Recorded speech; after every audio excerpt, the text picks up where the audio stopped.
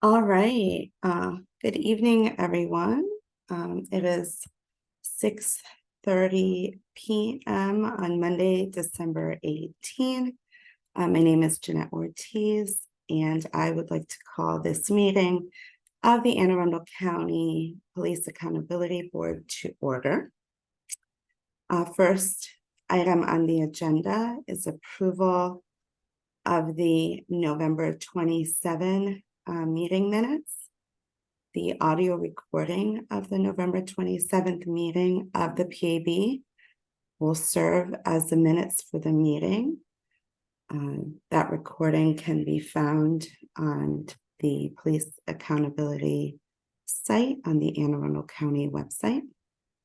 Just as a reminder, at the November meeting, the PAB discussed a regional Police Accountability Board meeting that Anne Arundel that we hosted. And so we invited chairs from other PABs around the state and their staff to just meet and discuss, see what, how everybody was experiencing their first year plus of being police accountability boards. I think it was a very successful meeting. Thanks again to Moya, our executive director, Moya Panda, and our executive assistant, Jen Rogers, for helping to put that together. And we discussed, having similar meetings where we can have all PAB members in the future. We also had representatives from the Anne Arundel County NAACP share their perspective regarding police accountability and their involvement with police reform in the county and in the state. Our executive director for the Office of Police Accountability, Moya Panda, provided updates, and we conducted an initial review of the PAB's annual report. Is there a motion to approve the minutes for the November 27th? Is there a second? All those in yes, Second. Thank you. All those in favor say aye. Aye. Any opposed? No. Okay, the ayes have it. The minutes are approved. So next on the agenda is the public comment period. And I said public comment period, like I'm talking about state regulations, the public comment portion of the meeting. And so we will now accept public comment. A few friendly reminders before we get started. Each speaker will have 3 minutes to provide public comment. A speaker representing an organization will have 5 minutes to provide public comment. Timer will be used to keep time. Once the buzzer sounds, please wrap up your comments. Any remaining time may not be allocated to another speaker. We ask that comments remain civil and appropriate for the various audiences watching the meeting. And the board cannot discuss any specific cases. It is also not the practice of the board to engage in back and forth with speakers. So let's go ahead and begin public comment. I had a Henry Abrams sign up in advance. Is Mr. Abrams here? I think I saw him signed in. Signed in. I can allow him to talk if you're ready. Yeah, Mr. Abrams, if you can just introduce yourself and let us know what city or town you are from. Thank you. Hi, wait a minute. Participation isn't. I'm sorry, forgive me. I'm kind of new at this. I see an X pop up on my screen. Participant has enabled closed caption. Okay. Hi, first of all, good evening, everyone. Thank you for meeting with me this evening on such short notice and during the holiday season. So I hope all that is going well. I had several complaints with the police department in reference to domestic violence call in which I was a victim several times. But the reason, I know I was only given 3 words to say in my statement, but the complaint I have is a violation of my civil rights, a dereliction of duty by 4 different officers, perjury, a false arrest, and a false report.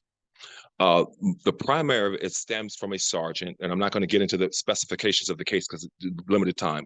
But my biggest complaint is being ignored on 911 calls that I made, and the body cam for the officers was muted, all three, and as if it were a concocted scheme. And I do have it on body cam video, of which was a discovery, which was used in the case.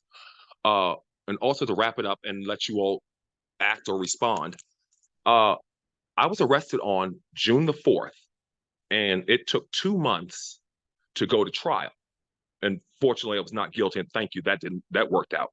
However, when I filed my complaint with Internal Affairs with Chad Falk, excuse me, back on September the 26th, it's now been 3 months, and I haven't even gotten so much as a preliminary update on the 4 officers that are included. Those are Sergeant Trout, Heiser, John Kurtz, and I can't remember the lady's name. I'm looking at her now.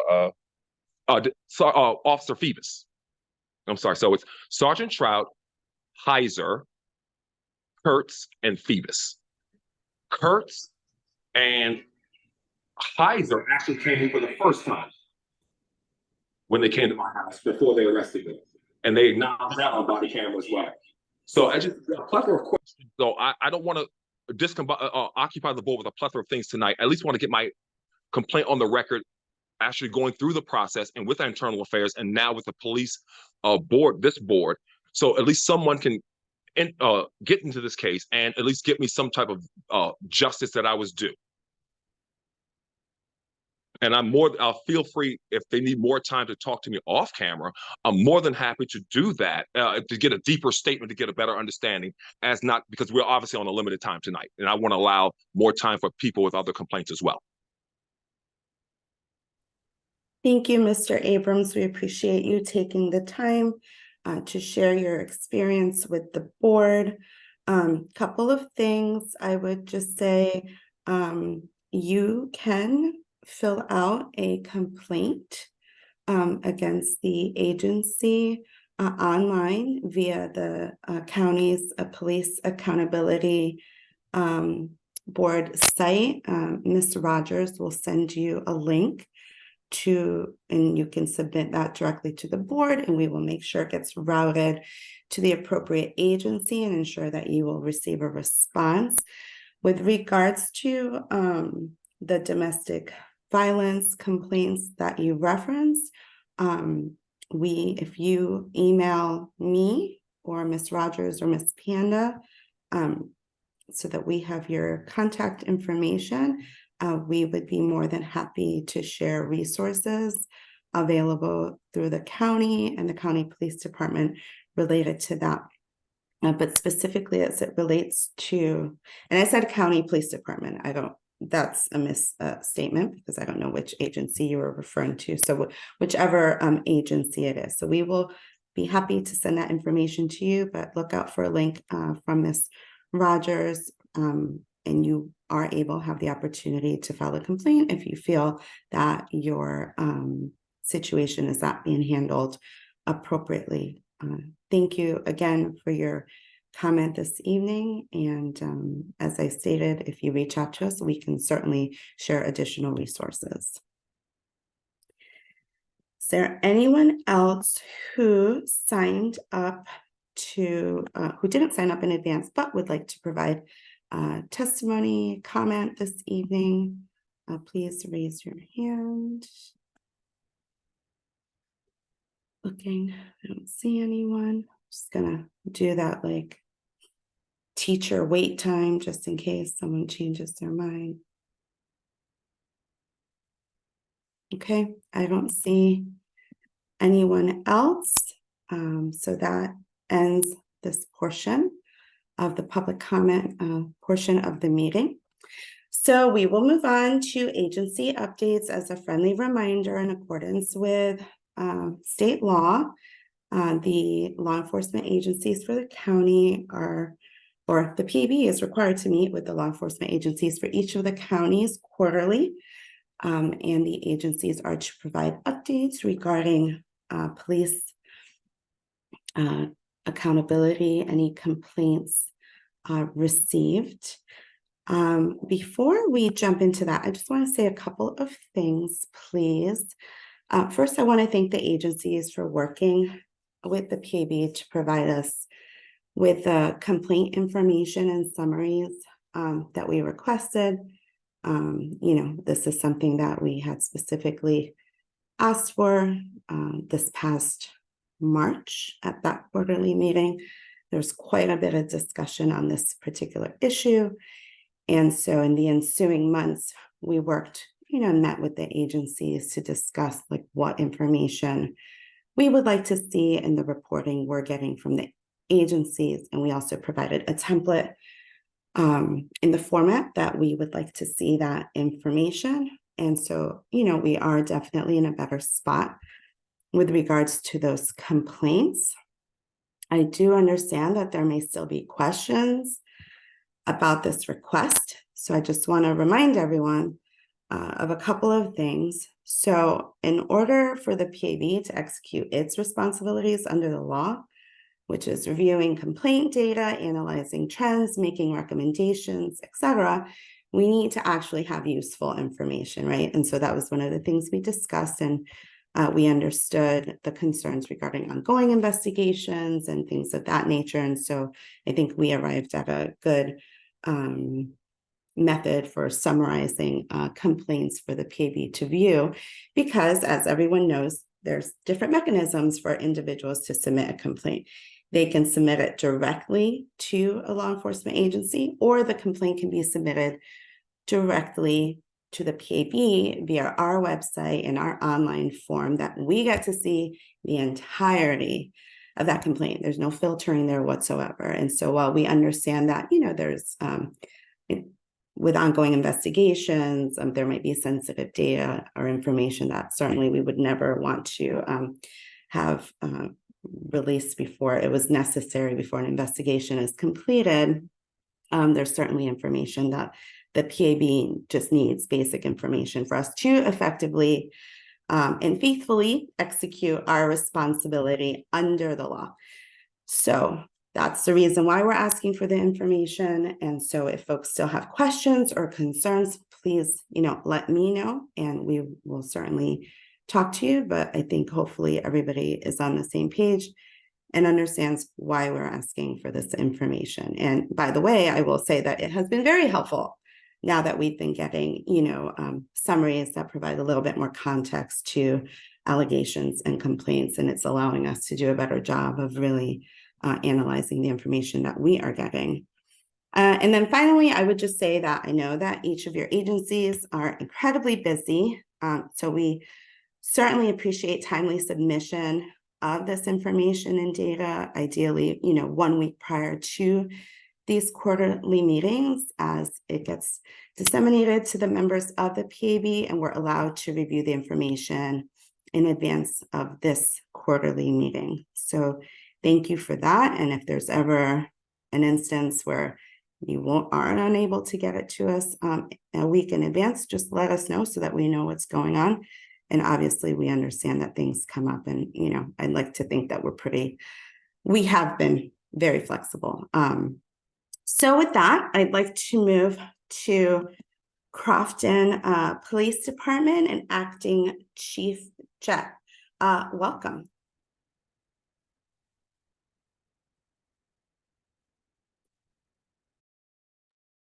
You are still on mute. There you go. There we go. Sorry, we're having a little technical difficulties in here tonight. Good evening, everyone. Can you hear me?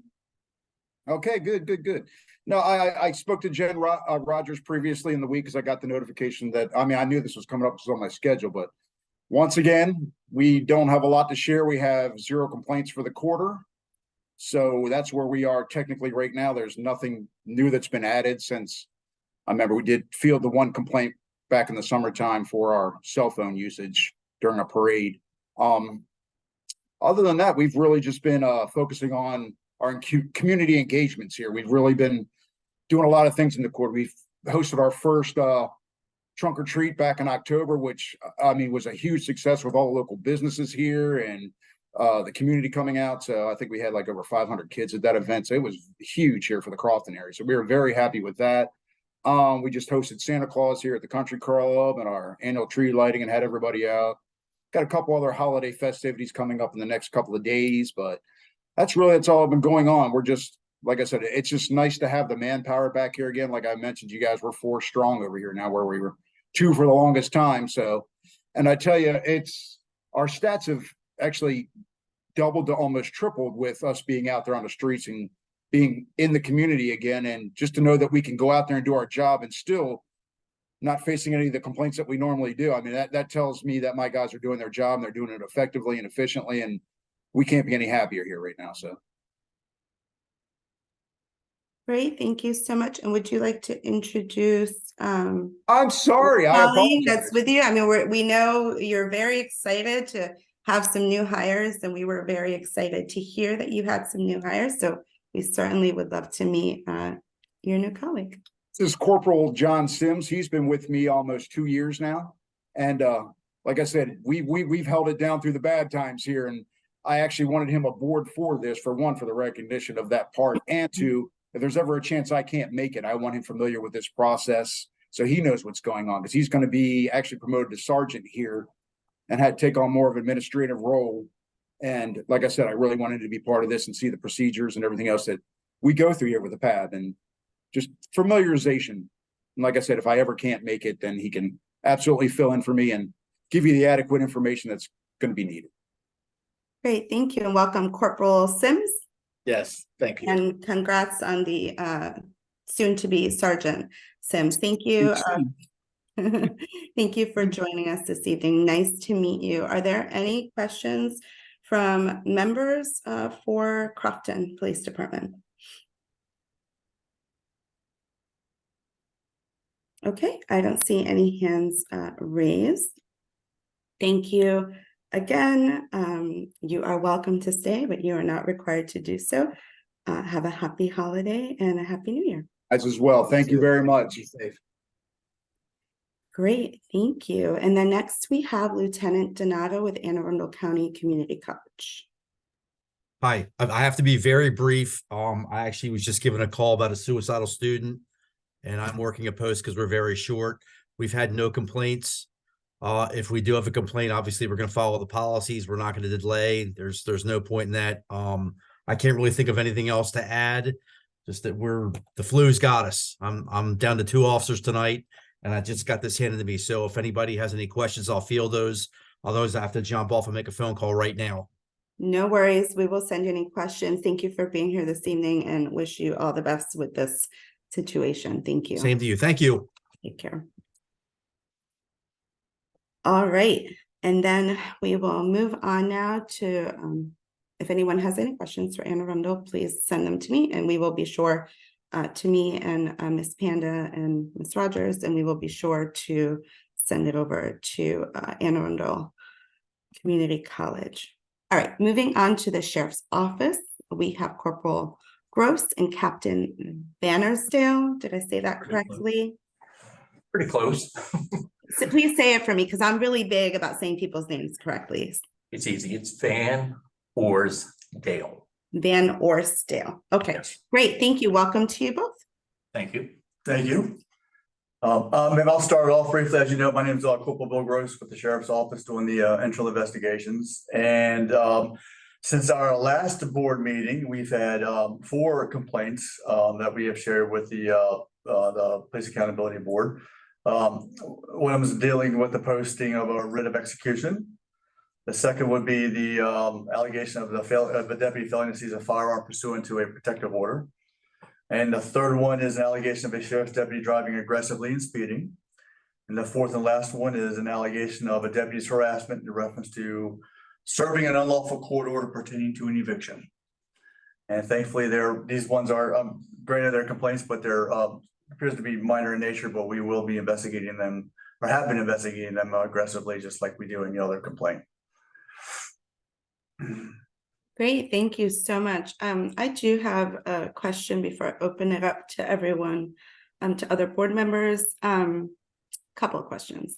One, are you seeing, we've been doing this now for over a year, doing this, meaning, PAB, July 1, 2022 was when, the law went into effect. And so, reporting has started occurring soon thereafter. Are you seeing like any particular trends on the reporting or anything that kind of stands out to you? Or are there like particular complaints that you're seeing more of, generally speaking?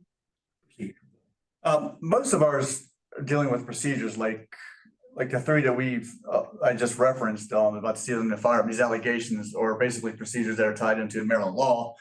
Because all of our documents that we post come from the courts, and we are guided by the laws on how to serve these things and what to do in certain situations. And the citizens that are involved in this have a tendency to complain on, looks like procedures, but it could be just like a fact-finding issue for the citizen itself, if that makes sense. But they boil down to procedural issues involving these documents that we have to serve and deliver. Got it. Thank you. You're welcome. Are there any other questions from board members? Okay, I don't see any hands. And we did say we're going to start, and I think this was emailed to the agencies, but any compliments or any positive feedback you've received since we last saw you, because we also want to focus on those things as well, as they're also important. I'm sorry, actually, we did receive one compliment, actually, ironically enough, through the complaint portal. So that part is working as well. And that involved a property manager from one of our apartment complexes complimented on the deputy that handles that area and his knowledge and expertise when it comes to evictions. Because they can be very complicated and they can be drawn out processes through the court systems, and it can be aggravating for property managers and landlords. So we try to guide them basically through, but they're usually up to speed on the process for an eviction. Great. Well, good to hear. We like to hear those as well. Thank you so much. Again, I don't see any other questions. So you're welcome to stay, but you also are not required to do so. Have a happy holidays and a happy new year. Likewise, you too. We'll see you in March. Yes. Yes. Yeah. Thank you. Thank you. All right, next we have Annapolis Police Department, Ms. Rhonda McCoy. Good evening. How are you all doing? Of course, I'm Rhonda McCoy. I first want to take the time to thank you all. Jeanette, please thank you for explaining your purpose and the need for why you need information. We've encouraged our officers to dial in, watch the PAB meeting. So it takes some of the stigma, out of the process. And I think it's always a good idea to hear from you guys instead of them always hearing from me what the process is. So I want to thank you for that, for providing that information. Since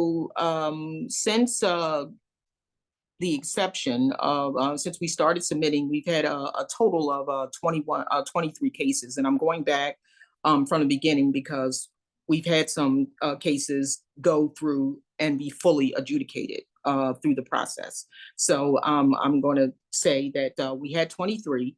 4 of those were submitted through the portal. The most common way that we get our cases are still, people coming in or people emailing us. Still, even though we've tried to push the portal, we have limited submission through it. Of those 23 cases, 11 cases have been forwarded through the ACC and 10 are fully adjudicated and closed. Those complaints range from allegations of officers not doing proper investigation to complaints about officers' actions during car stops for harassment. We've had one improper use of force complaint. We've had a, our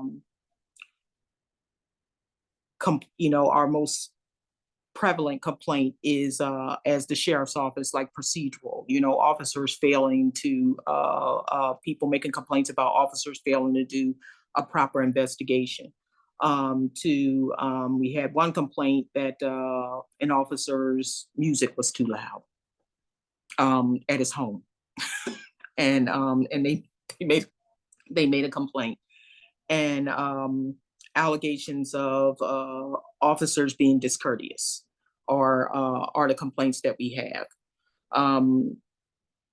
A trend and pattern that we are seeing in those complaints is the improper investigations. And I think we're kind of like, the cases that have gone through the system, we're kind of like 50-50, on it for kind of whether they're sustained or not. Some officers were exonerated, others were sustained. As they're going through the investigation, not meaning that they like fully just botched it, steps and procedures in those investigations were missed, and they were sustained, or I keep saying sustained, that's our word, administratively charged on those cases. We are, my great hope, yay, is training has now 1 January is officially moving under professional standards. And why am I happy about this?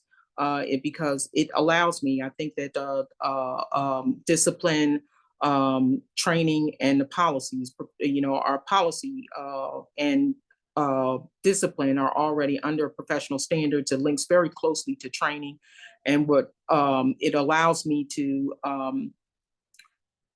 create training through the trends and patterns that we are seeing, and provide officers the necessary training so we don't get complaints. And so we do plan on having complaints, having a training on particularly our policy L2, which talks about investigations when you are going and doing a first line investigation, and what those procedures are, so officers do not fail and we don't get any complaints, or well, I can't say we won't get them. We won't get any administratively charged complaints on those procedures, and getting them on their best foot forward to do their best work. We have one case that went through the entire process, but the officer has elected a administrative hearing. So this is our first time where we'll have an administrative hearing. All the other officers who were disciplined accepted their discipline. So we'll be scheduling that case after the first of the year. We conducted another round of that instinctual trauma response training from the grant that we had gotten through the state. Again, we sent new officers through, we sent a refresher course through officers, and we did an advanced course through that grant, and it was well received. We still plan on, as we have before, having the college teach our implicit bias. They are planned for March. Again, for implicit bias training, but we're also getting the college to teach a course of ethics. So we're happy about that.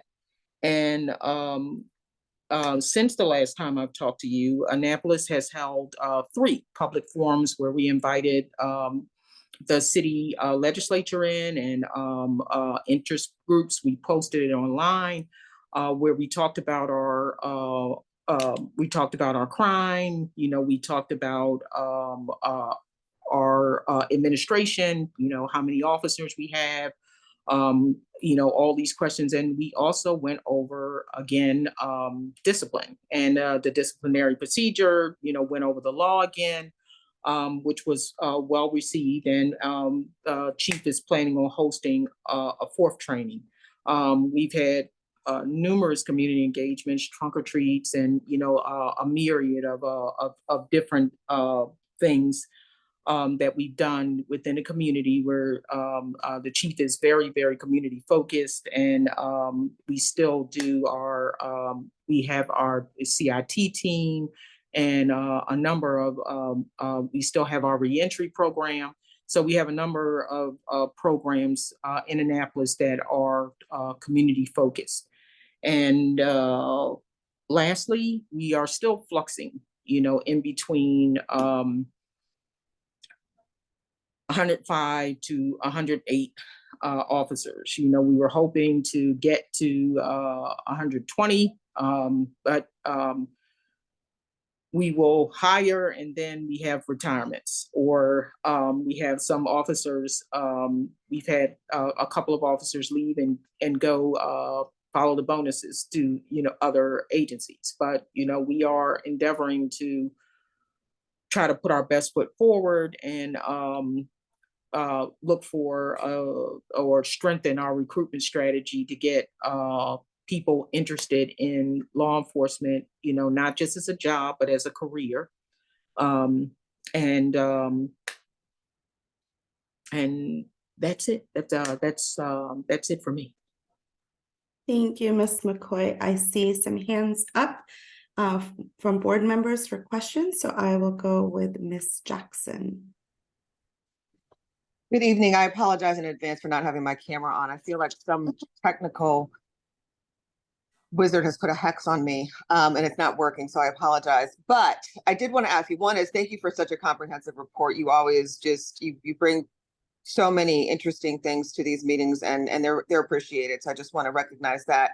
I had two questions kind of on opposite ends of the spectrum. One is, can you give us any idea as to why, from hearing your presentation, it seems as though the officer that's elected to do the administrative hearing was in a group of other officers, and they, quote, I think you said, took their, whatever the consequences were, they accepted those, and this one officer decided they wanted an administrative hearing. Do you have any idea what was unique or different about that made the administrative hearing, what warranted that, as far as I'm curious to know if there's something about that process that would shed some light onto some of the other things that we hear or do.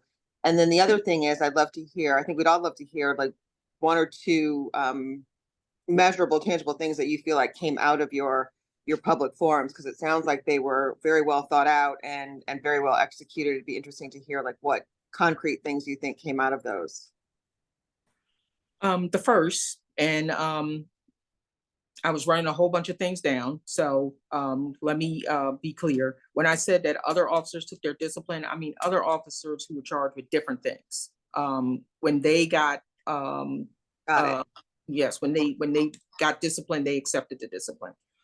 This officer got the discipline, and I can't say why, but as is their right, they elected an administrative hearing. Sure. Okay, sure. I thought it was one incident. That just kind of caught my ear, but okay. Thank you. I misheard that. And the forums were great, so we had our last forum, we had members from the NAACP attend. We invited the Caucus of African American Leaders and other special interest groups to those hearings, and as well as our city legislature. A couple of we have to break them up so there won't be a quorum, but a number of them, I think all but one, attended, and I think a lot of things came out of that. I think that they better understand what officers are facing, out there. They asked some questions. We were able to talk about, the procedures, talk about the crime that we're seeing, and talk about, some of the difficulties that we're having responding to the crime with the resources that we have. But we're holding our heads up. This year has been kind of like an anomaly for us. We've had 10 homicides, so it is a to one last year. So this year has been challenging, and but we're meeting that challenge. We talked about some of our crime strategy and how we're moving forward. So I think that all in all, the public was, number one, happy to hear from us. Happy that we were being transparent and, talking about, what we plan to do and allowing them to ask questions. So I think out of everything that came from that was the big thing that they appreciated us being transparent with them. Thank you. That sounds like a wonderful takeaway. Thank you. Thank you. And I see Bernie's hand up. You are still on mute. There. I'm still learning. I mean, computers are challenges. But Ms. McCoy, I had a question for you. I did catch one of your forums and watch the presentation that was made at that time. Help me, did you recall during that last forum whether we talked about PAB or any training for the officers in terms of PAB active or PAB process? We didn't talk about training for the officers. I think I gave them stats on like the number of cases that we had, the number of cases that we sent through the system, kind of explained to them the general overall, like what the law says, that there is a ACC and there is a PAB. I generally didn't take any questions from anyone in reference to any type of training, but just so or I plan, training is again moving up underneath my auspice next year. And one of the big things that I am planning is to have a training with the supervisors in reference to how the process for complaints. Another thing that we are planning now is to move the complaints completely under IA. We've had not that many complaints for the whole year. Myself and Lieutenant O'Hurley looked, and we think that with the civilian investigator that we had and Corporal Johnson, that and Lieutenant O'Hurley, we will be more than able to handle the bulk of the complaints through IA. Right now, it's bifurcated. A complaint could come in through the command, and the sergeant will go through and do an investigation, and then it will come up through IA. And what that does is it presents it in a different format or process than IA does it when they do the investigation. So now we're looking to kind of centralize it for right now, why we don't have that many complaints. So we can make it a seamless process when we submit to the ACC. Great, thank you. One other question, and I promise to let you go. Is there any possibility of notifying members of the PAB when your forum is going to held, so that if we wanted to watch that in advance, we would be able to? Oh, sure, I can. I can send you out a invitation. We can put you. I can talk to our Mr. Bennett. He is our public information officer, and when he sends out the invite, I can have him send it out to the ACC. All right, thank you for your time. And I keep saying ACC, the PAB. I keep looking at Sarah. That's why I'm saying it. Doesn't make you. Yes, we would definitely appreciate that. You can send it to the PAB and the ACC, and that goes for all the agencies. If you have any, community events or forums and things of that nature, please send them our way, and we will absolutely, do our best to be able to participate. I see Penny's hand up. Good evening, Ms. McCoy. Had a couple of questions for you. First one, how do you think that we could better cooperate with you since our inception a year and a half about now, and getting officers also to see that we're working together, or how we could be not seen in an adversarial kind of position or role? I know that you said that you were taking steps or efforts to get them to join in and to view PAB boards. But do you think that we are meeting your expectation, or are we below par? No, I don't think that you're below par. I just think that officers when I was doing my graduate work, I did a paper and on police and how they respond to certain things. And one thing that officers that was found, it came from that, is officers don't like uncertainty, right? So I think that even though we come and we've had I went to in-service training. I've sent out, numerous, memorandums explaining the process. They're busy. They work 12 hours and they forget. And the other process was they had it for so long.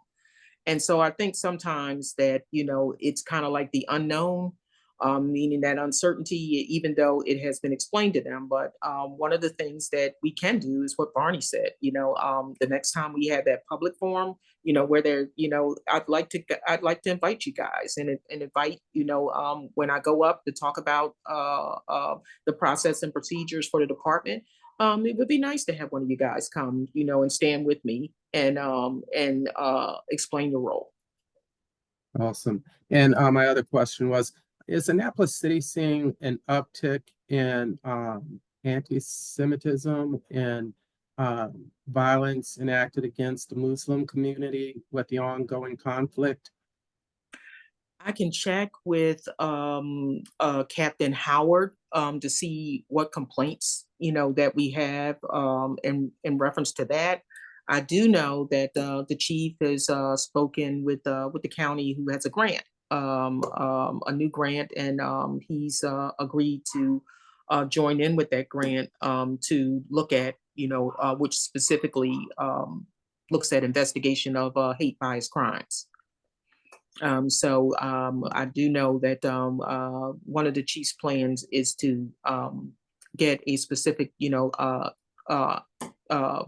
assign an officer to look specifically at that, in reference to that grant. But I can get those stats for you from Captain Howard and see how many complaints we have and see if they're see where we are from last year. Okay, thank you. Thank you. I don't see any other hands up. Thank you so much, Ms. McCoy. You are welcome to stay, but you are not required to do so. Have a happy holidays and happy New Year. Happy holidays to everyone. I will see. Oh, one more note. So yes, I'm doing the card and I'm going over my 15 minutes, but I have to have a surgery. And it's going to be in March. So it will probably be Lieutenant O'Hurley that will be joining you guys. But if not, you'll see the back of my headboard when I come on. Well, all the best in your upcoming surgery, and hopefully someone can cover for you so that you can have a speedy recovery. All right. Okay. Good evening, everyone. Thank you. Have a good night. Bye-bye. All right. And so last, certainly not least, Anne Arundel County Police Department, we have Captain Schultz, Lieutenant Ott, and newly appointed Assistant Chief Lowry. Good evening, gentlemen. The floor is yours. Good evening. Okay. Go ahead. Oh, first of all, good evening, ladies and gentlemen. Let me introduce myself to you. My name is Bill Lowry. I was recently appointed by Chief Allen as the Assistant Chief of Police. I've been the Assistant Chief of Police under Chief Kevin Davis back in 2013, and I was a Deputy Chief under Chief Al Tamari. And then when Chief Allen was here, I've been a Deputy Chief, Chief of Staff, and now she promoted me to the Assistant Chief of Police position. So thank you for the opportunity to be here tonight. This is my 51st year in public service. So I love this police department, love the county, and I'm looking forward to the conversation. Thank you. Well, thank you for joining us this evening. Congratulations, and thank you for those many years of service. Yes, ma'am. Yeah, so just on behalf of Chief Alwood, one of the things I wanted to talk about the night before the captain and lieutenant get through some of the statistics. When Chief Alwood came here, she started a Bureau of Community Services. So I think one of the questions that you asked was any relevant information related to either police misconduct or police reform.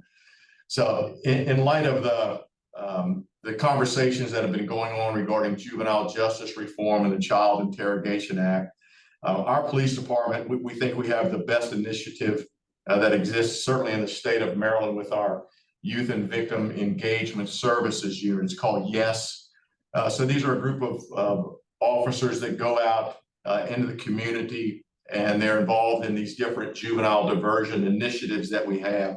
And I won't talk at length because it's usually about a 30-minute program that we talk about it. And it's to keep the children out of arrest situations in its initiatives that are in lieu of arrest. So just in the last 2.5 months, we've talked about these juvenile diversion initiatives to the Maryland State Police. They asked us to come and give them a presentation. Delegate Bartlett and Delegate Munoz, we briefed them on it. The Maryland House Judiciary Committee, we just finished briefing them on the juvenile initiatives that we have. We've spoken with 3 members of the Anne Arundel County Council, Senator Pam Beidel. We gave a presentation to to MACO, the Maryland Association of Counties, and then also to the county executive and the CAO, Christine Anderson.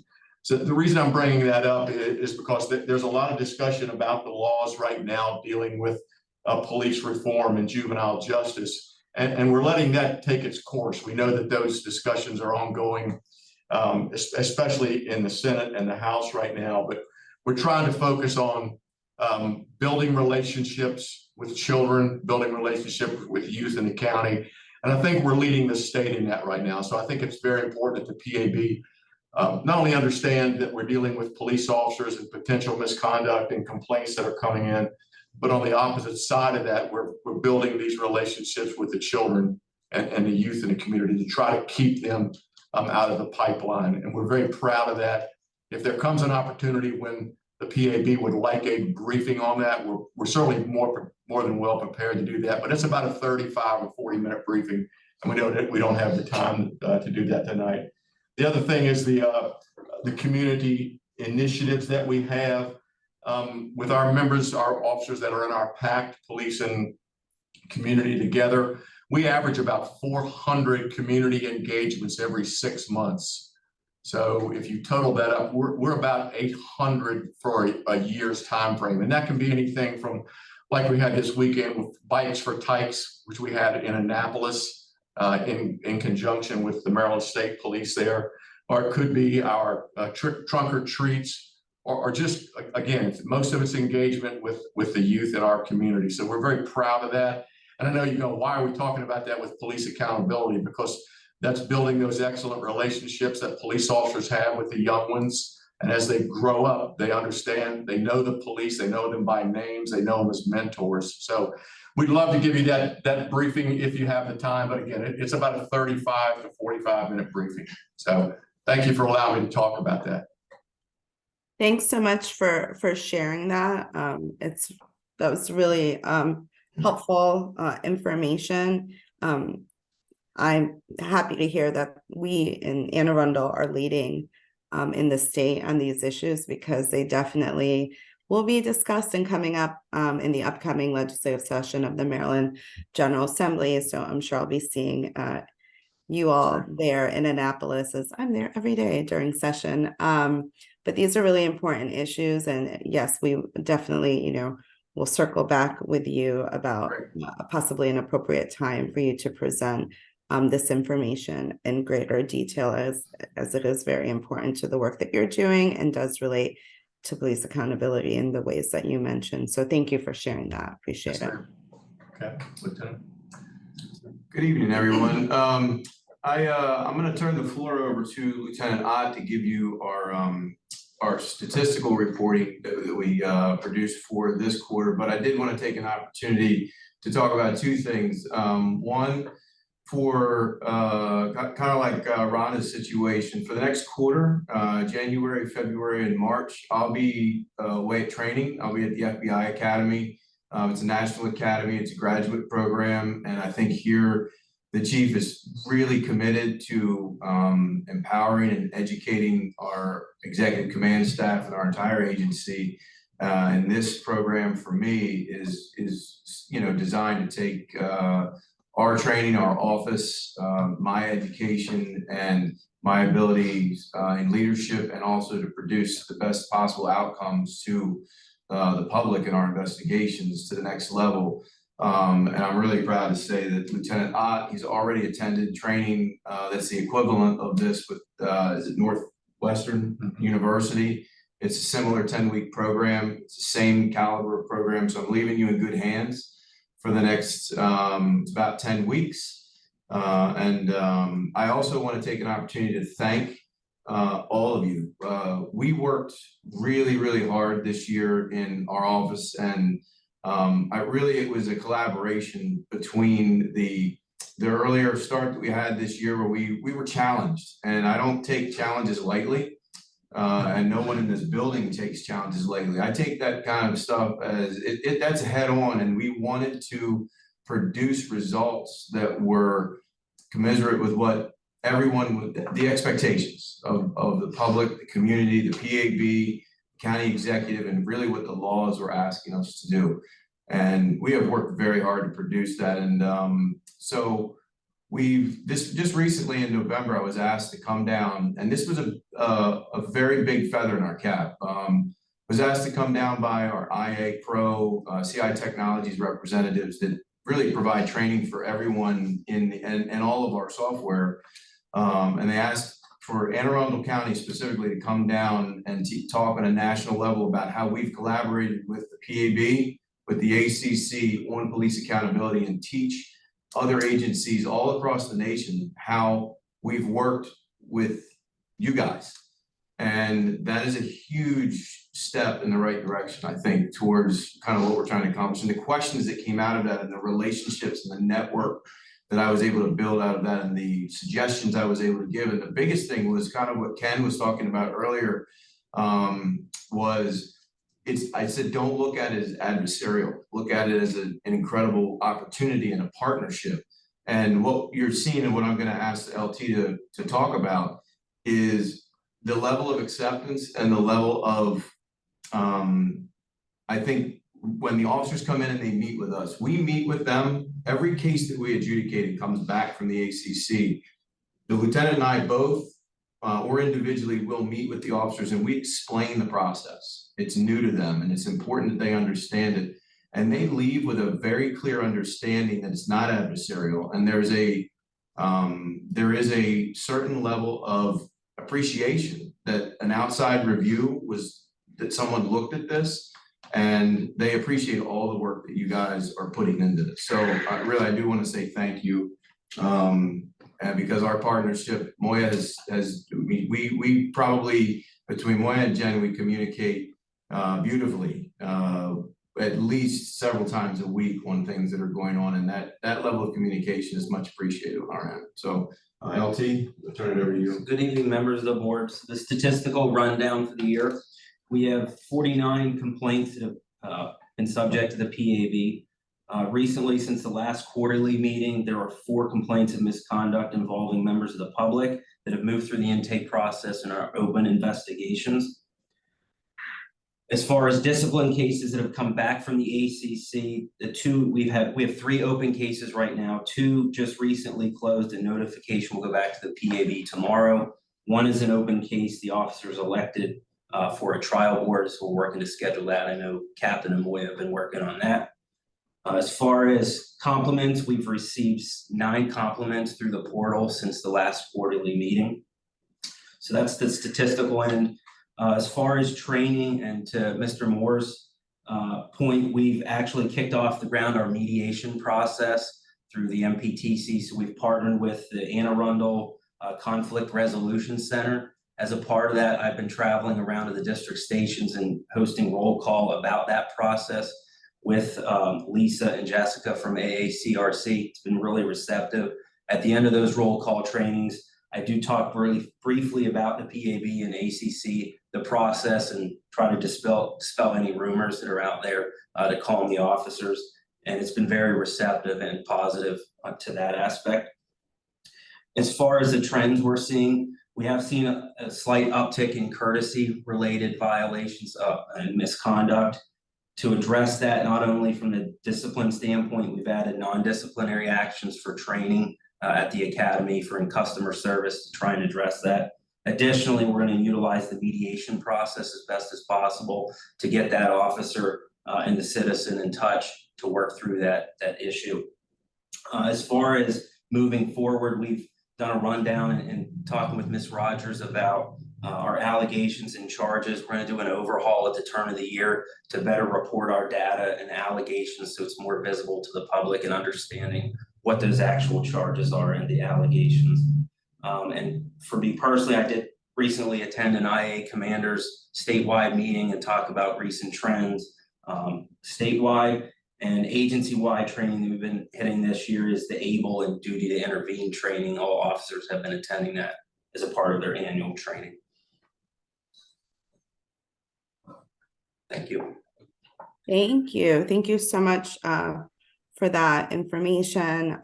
And Captain Schultz, thank you for your comments, as I know that, we certainly look to continue this collaboration. It's really wonderful to hear that Anne Arundel was asked to, present to police agencies, law enforcement agencies around the country. That's great. It's like we're doing positive things in our county and the state, and then, sharing that work and what is working with other agencies around the country. So that's excellent to hear that the work that we're all doing, the work that you're doing is helping others around the country. And so, yeah, we love hearing that kind of information. And, any information that you gather from those, from those meetings and those conferences and things of that nature, that you think would be helpful for the PAB, to hear about what other states or other agencies are doing, we also would love to hear that as well. So thank you very much for sharing that information. Much appreciated. All right, now to board member questions. I see Barney's hand up. Yes, if you could. The juvenile diversion initiative that you have, you've talked about the community events and various things you've helped about the community. You also include visiting the high schools and the middle school and talk to them about the juvenile diversion program. Yes, it's a very good question, Mr. Gomez. So the juvenile diversion initiatives, it involves children or youth that are 17 and under, but most of them we're talking about minor offenses. So the programs that we develop, there are some that are in lieu of arrests that we try to get the children through the training, whether it's Fresh Start or Teen Court or Handle with Care. And again, we can certainly give you an in-depth analysis of that and a briefing on it. And there are some that are post-arrest where we hold a citation in lieu to see if the children complete the programs, and with the involvement of their parents, then the citation is dismissed. So yes, it involves high school children, but I'd say most of the kids that are involved are 15 and below. Some as young as 11 years of age. And the police officers that do this, it's amazing that the hours that they put in, and it's not a short term. They're lifelong mentors for these children, and they have great success stories and a great success rate. So I think it would be beneficial for the PAB to get a briefing on this. I think it'll give you perhaps a different light on some of the activities that the officers are involved in. All right, thank you. Thank you. And I see Kenny's hand up. Congratulations, Chief Lowry, on your appointment, and to you, Captain Schultz, going to the FBI Academy. Hope that you do not leave the department to become an FBI agent. It's not happening. He can't go. We're not gonna let him. I just wanted to applaud you all for the work with Yes. I know that it involves community arms as well. And one of the things that you all do with that initiative with the School of Charm, I think it's one of the most effective things, that nurturing and that relationship that's cultivated over time. And I think that my colleagues on the board, when we're able to hear just your overall presentation, that they're going to be well pleased. I think that you guys do take the time to step out and be creative and innovative at the same time. So thank you. Thank you, Reverend. Thanks, Kenny. And I see Kim's hand up.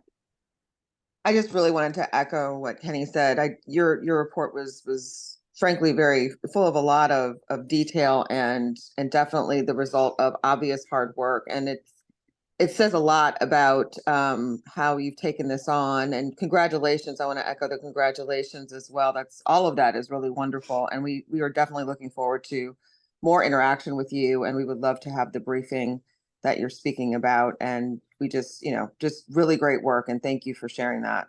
Yes, ma'am. Thank you.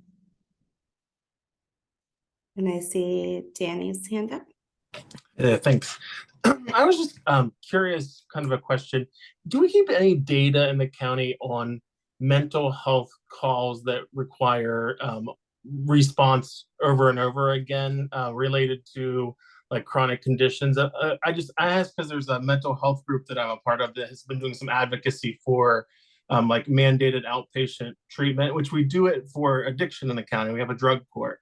We don't have a mental health court. I was curious if there's any data collected regarding those repeat interactions with police following a mental health crisis or whatnot. Yes, Mr. Watkins, it's a very good question. We have our crisis intervention team is not only nationally recognized, but internationally recognized as far as their training and their skill set and their level of expertise. So I don't have that data with us right on hand, but we can certainly get that information. Now, there's certain information, obviously HIPAA and mental health issues that we could not provide to you. But as far as the numbers and folks that we've encountered on multiple occasions, yes, sir, we can get that for you. Absolutely. Yeah.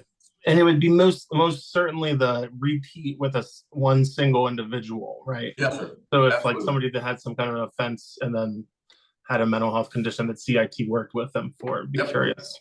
Thank you. Yes, sir. It'd be raw data, but obviously with no names or specifics. But yes, sir. Thanks. Thank you. All right, thank you. Are there any other questions? All right, seeing none. Thank you again for providing this update this evening. Have a happy holidays, happy new year, and we will see you in 2024. Thank you. Thank you much. All right, so we are moving on to the next agenda item, which is the PAB's annual report. And just as a reminder, in accordance with state law, we are required to issue an annual report each year regarding the work of the PAB, provide information regarding, complaints, ACC work, trends, etc. And so we put together a report last year with a very short period of time. So it was nice to have a little extra time to work with this year. And so we did discuss the report. You all received one last meeting, and you received the updated version of the report formatted for your review prior to this meeting. And just as far as background for the public, the report has several sections of it, provides background history of the PAB, information on the state law and the county law, provides information on the members, staff, and the structure of the PAB. We also provide an overview of the meetings that we've had in 2023.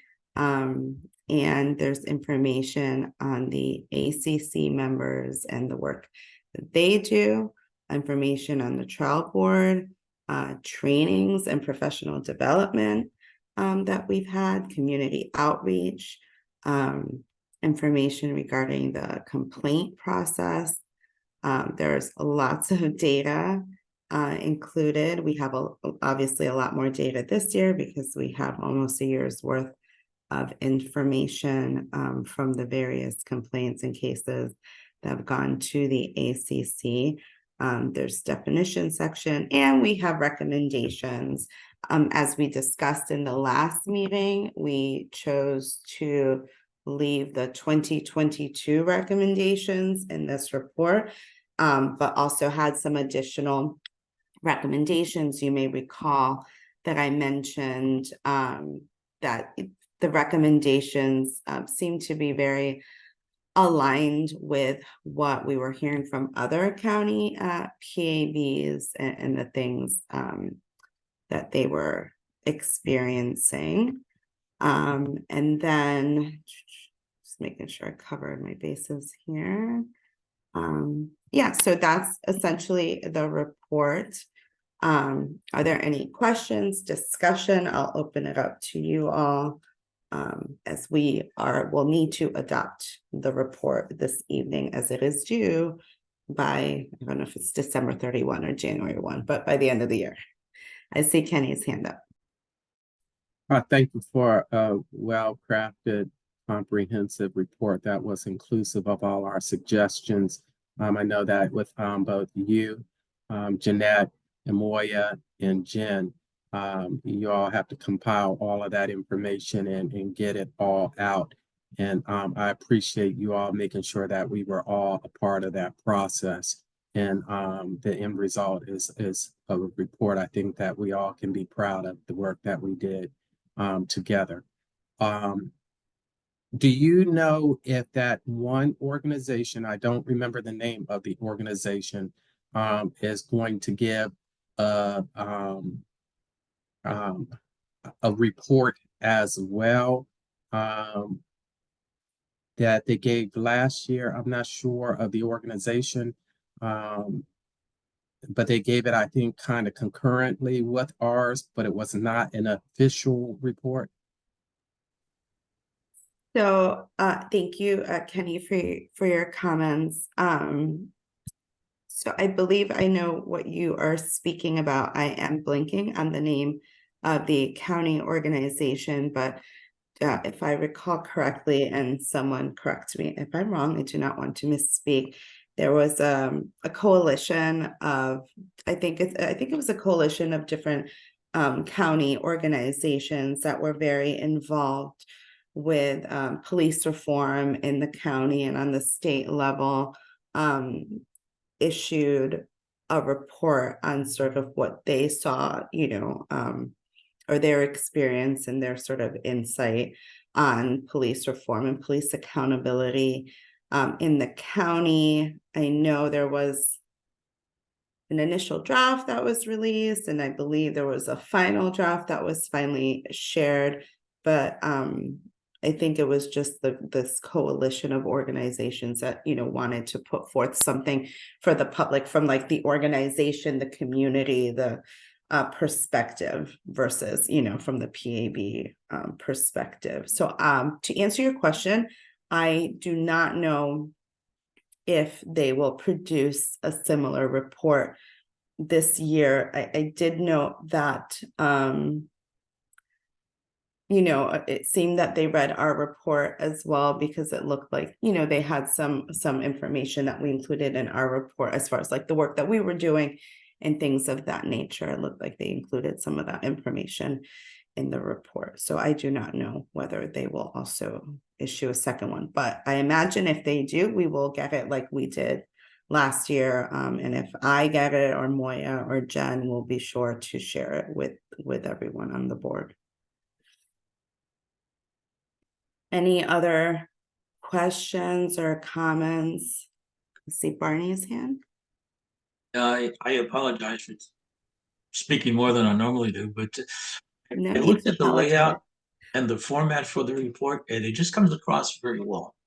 Not just the data that you've all accumulated, but in fact, the way the report is laid out. I don't know who helped you design it, if you will. But, it's quite impressive.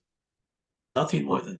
I can take zero credit for the format of the report. That is all our amazing Jen Rogers, who put the format together. And she also compiles a lot of that data as well. We all have, we have access to it, but her very creative mind is able to put all of that information together and just make it readable, accessible, beautiful. So I agree. Jen did an amazing job, as she did last year, with putting together the, formatting this and helping us put this together. So thanks so much, Jen. And thanks to everyone for your contributions and your feedback. We really appreciate it. A big thanks also to Moya for her assistance with putting together, the meat of the report. It was a good team effort, and there's been lots of review and just making sure that we cover our bases. We want to provide a very comprehensive report. We think that there's a lot of really good information, helpful information, and I think it's helpful for the public to have all of this data in one document, and also for elected officials, right? I mean, we are here because a law was passed and in 2022. And so, hopefully our electeds are reviewing what we send them, and, we'll continue to put forth good information. Any other questions or comments? All right, so seeing none, is there a motion to approve the PAB's 2023 annual report subject to technical changes in style and formatting? And I'm just saying that just in case, because we're going to do another quick review, make sure we catch any typos or any weird spacing. So just subject to changes, technical changes for style and formatting. Is there a motion? There is a motion. Is there a second? Second. All right, all those in favor say aye. Aye. Any opposed? Aye. No? All right, our report is officially adopted. One of our recommendations is to share this report with the two committees in the Maryland General Assembly over that have jurisdiction over police reform matters. So if everyone, we will do that as we did last year. And we also will share it with the county executive and the county council, as we are required to do. So again, Moya, Jen, and I will do another review, make sure we catch any little lingering things that may be in the report, and then we'll disseminate it out to the, to the county executive, county council, the legislative bodies, to each of you. It will also be on our website, on the PAB's site. The 2022 report is up there, and that will also remain up there. So we will be sure to have it up there. And then I was thinking, I know I don't recall if we did this last year, but I would like to send it to our 5 law enforcement agencies as well, so that they have, just proactively send it to them so that they have it available to them. Is everyone okay with that? Okay, great. Barney, is your hand still up from before? Do you have another question? No, I just had another thought, and you're probably already in the process of doing this, not sharing the PAB with the other counties in Maryland as well. Yes, we do. And we, I know someone asked at the last meeting about what other counties have put forth, and Jen had compiled a list, and I think she emailed us links to all the reports. So we will certainly, share with other PABs as well. All right, well, yay, our 2023 report is adopted. I'm very excited about that. I think we can get it out by the end of, we will aim to get it out by the end of this week, but certainly by the new year.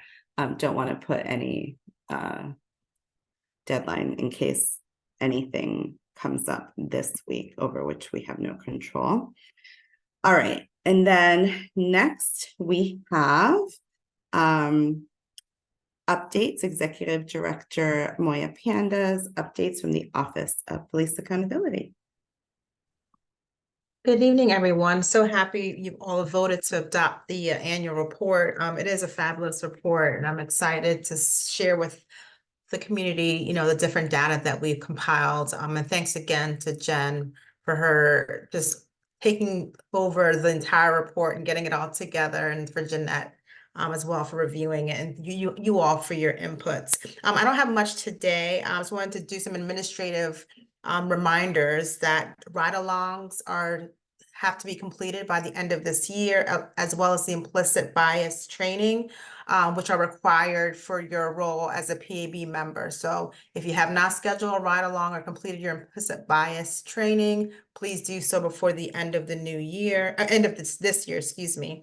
Also, please make sure you're checking your emails at least once a week, especially when we know that meetings are coming up, because a lot of documents and agendas and things of that nature are coming out pretty frequently. So please at least get into the habit of checking your email once a week. And as we get closer to a meeting and checking it more frequently, if you do not check your email within 30 days, you do get locked out of the system. So I just wanted to give you a heads up for that.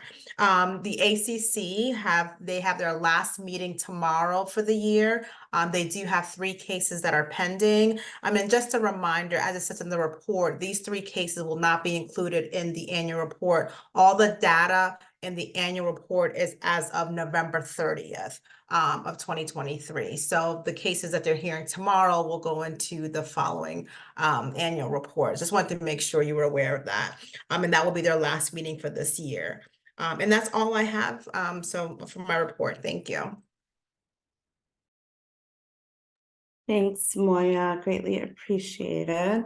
Are there any questions or comments for Ms. Panda?